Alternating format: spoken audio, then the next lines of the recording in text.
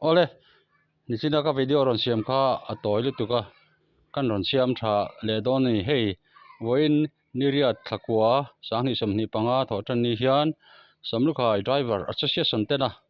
an na tho hi kan en don ani hei kholai kong dung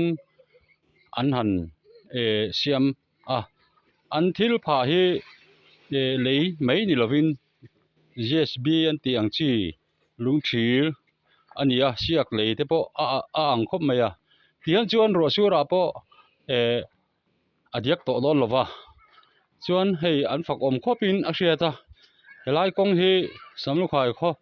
chunga kan internal road kan ti ve chen thin ania kong poimo tak ani ti chuan he kong hi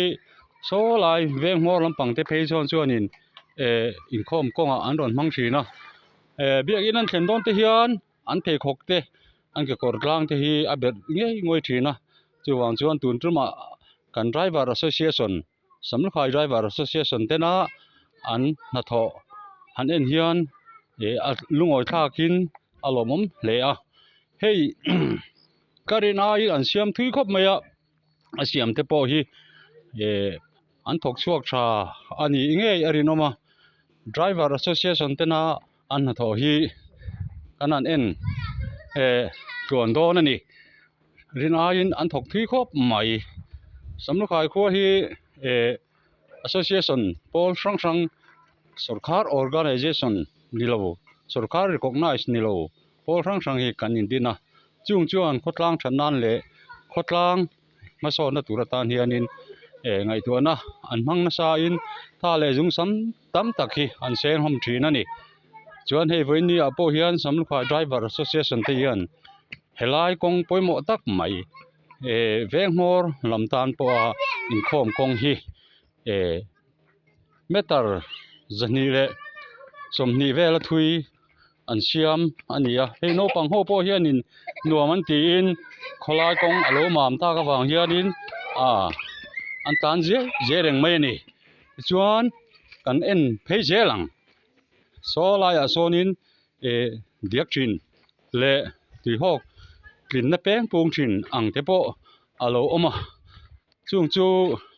voini hian an siam dan kan enanga an siam tha tura po ngai la hian no pang hi an lim to hle ni khotlang ta na mason na le khotlang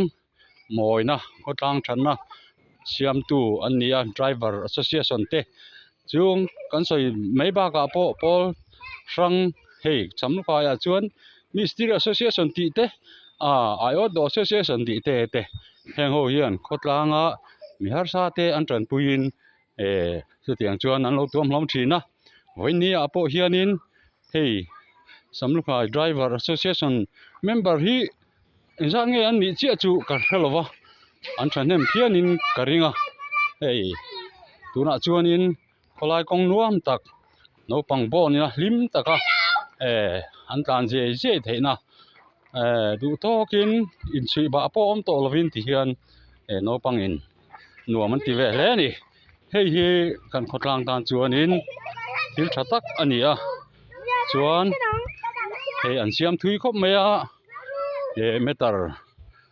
za ni le som ni a thui chu a ha po an ha ngotin arinomani hei helai a hian chuanin henglai te a khwar em thina tun ha chuanin motor te po hi a leina sa thina ma se hei tu chuan ti hian an chhun mama hei po hi a tlo tura nga yang lei ani lowa lung ani awang hianin hei amam thata em maya du tokin motor po two wheeler te po an tlan thei to don ani hei helai veng ho bor in khom kong ania an thei khok te an ke kor tlang te an puan tlang teng te a ber thina chung chu biakin varanda den an sumol mol thina tuna chuan diak a om to lo chek ang chumo hei chin hi ani metar zani le somni pahnia thui ani voini a driver samlukhai driver association te chunga khotlang mipui te kan lom hle ani